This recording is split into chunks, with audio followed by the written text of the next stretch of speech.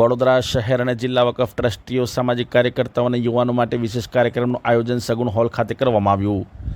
વડોદરા શહેરના સગુણ હોલ ખાતે વડોદરા જિલ્લા અને તાલુકાના વકફ ટ્રસ્ટના વહીવટકર્તા, મુતવલ્લી, સામાજિક ધાર્મિક કાર્યકર્તા અને રસ ધરાવતા મુસ્લિમ સમાજના લોકો આ કાર્યક્રમમાં ઉપસ્થિત રહ્યા હતા, જેમાં વકફ એક્ટ 2025 હેઠળ ઉમ્મીદ પોર્ટલ પર વકફ અને વકફ મિલકતોના ફરજિયાત રજિસ્ટ્રેશન, સુપ્રીમ કોર્ટ દ્વારા આપવામાં આવેલા વચગાળાના હુકમ અંગે All India Muslim Personal Law Board દ્વારા આવનારા દિવસોમાં થનારા કાર્યક્રમોમાં સહકાર વિશે વડોદરા શહેરમાં રજિસ્ટ્રેશન સેન્ટર શરૂ કરવા તથા જરૂરી ડોક્યુમેન્ટ્સની વિગતો અંગે ચર્ચા થયા બાદ કાર્યક્રમમાં ઉપસ્થિત રહેનાર લોકોના તમામ પ્રશ્નોના જવાબ લીગલ નિષ્ણાંતો અને ગુજરાત રાજ્ય વકફ બોર્ડના સભ્યો દ્વારા આપવામાં આવ્યા હતા.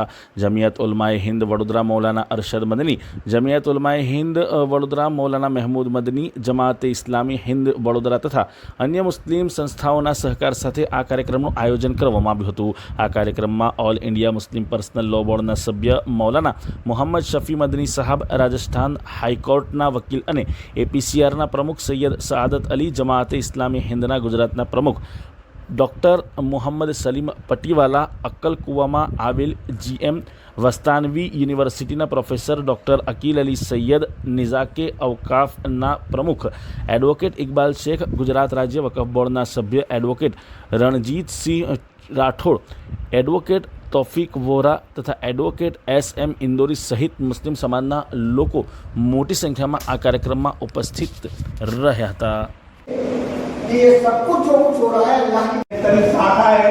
तो एक पूरी एक उनकी जो एक एकेडमिक आइडियोलॉजिकल जो तंजीम है, उन्होंने प्रोपेगेंडा शुरू किया कई सालों से. प्रोग्राम जो बिन 3-4 दिन के अंदर ये तैयार हुआ है, इसको अनाउंस किया गया, इसके लिए लोगों को दावत दी गई है और बड़ी तादाद में बड़ौदा शहर से और आसपास के इलाकों से यहाँ पर तशरीफ लाए. तो ये एक निशानी है, ये बताती है कि उम्मत मुस्लिमा को अपने दीन, अपनी आइडेंटिटी और अपने औकाफ की फिक्र है.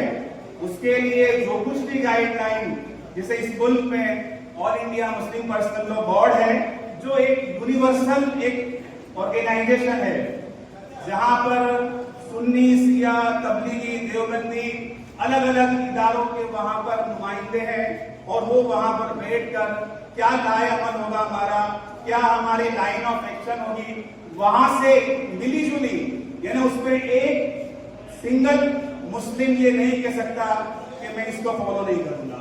उससे कि हमें थोड़ी रिलीफ मिलेगी, वो इस बार थोड़ी सी हमें मायूसी है. और ये मायूसी क्यों है, ये हमें समझने की जरूरत है, जिससे कि हमें पता चले कि हमारे जो जिम्मेदार लोग हैं, जिनकी की बात की गई all India Muslim personal law board, इसने कानून की मुखालफत करने का क्यों ऐलान किया है, क्यों हमें अभी भारत बंद करना है, क्यों हमें अभी और अपने ऐसा प्रोग्राम देने हैं. सबसे अव्वल तो ये है कि सुप्रीम कोर्ट से जो हमें तवक्को थी कि इस कानून पर स्टे लगा दिया जाए, पूरा स्टे लगा दिया जाए, जो सुप्रीम कोर्ट ने हमारी नहीं सुनी. गया था बही खातों के अंदर, बहियों के अंदर कि कौन सी जमीन किसकी है.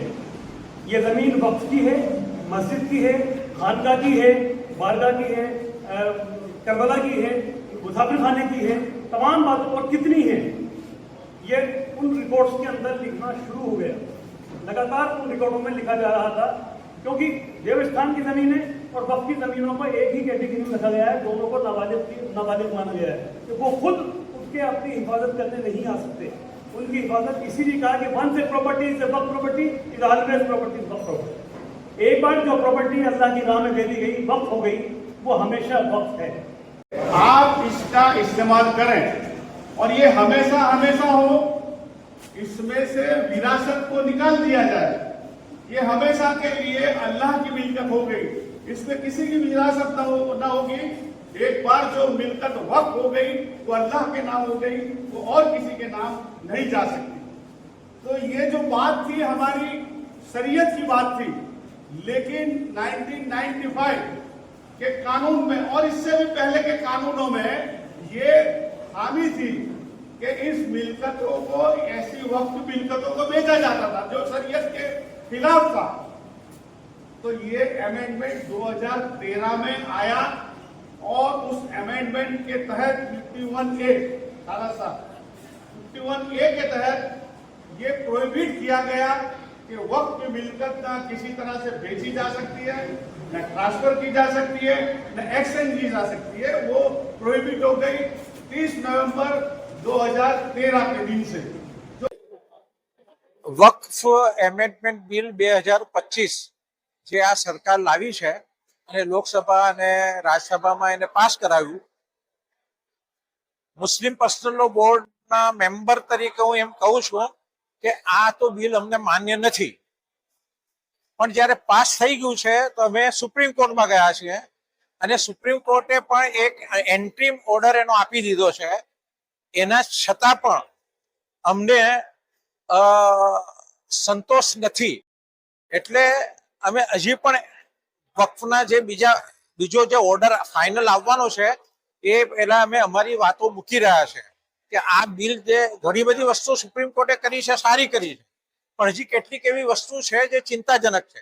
એટલે એના માટે અમે આ બધા આયોજનો કરીને એક પ્રેશર ક્રિએટ કરી રહ્યા છીએ કે ભાઈ સાચી વાત જે છે અને વકફ બાબતે જે હકીકત છે એને સ્વીકારવામાં આવે અને આ વકફના આખા જે એમેન્ડમેન્ટ બિલ બનાવવામાં આવ્યું છે એ એમેન્ડમેન્ટ બિલના અંદર જે એવી વસ્તુઓ છે જે આખા વકફના જે મામલાને જે છે એ યોગ્ય રીતે એના ઉપર અમલ આવરી માટે મુશ્કેલ છે, એને સુપ્રીમ કોર્ટ રોકી દે અને એને આસાન બનાવી દે.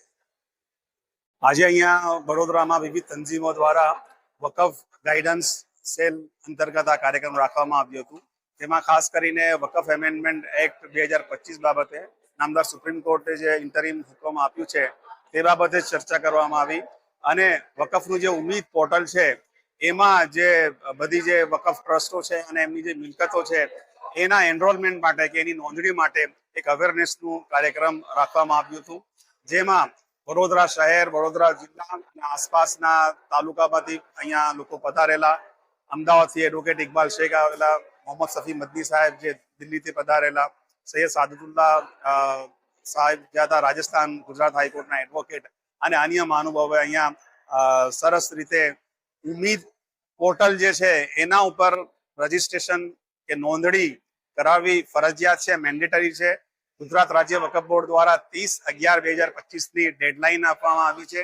તો બધા જ ટ્રસ્ટ સંસ્થાઓના ટ્રસ્ટીઓને વિનંતી કરવામાં આવી છે અને એમને તાલીમ આપવામાં આવી છે કે કેવી રીતે આપણે ડોક્યુમેન્ટ કલેક્ટ કરીને વહેલામાં વહેલી તકે ઉમ્મીદ પોર્ટલમાં વકફ સંસ્થા અને વકફની જે મિલકતો છે એનું એનરોલમેન્ટ, એની નોંધણી પોર્ટલ ઉપર કરવામાં આવે, જેથી કરીને આપણી વકફ મિલકતો જે છે અને વકફ સંસ્થાઓને સુરક્ષિતતા મળે. એડવોકેટ શૌકત ઇન્દોરી.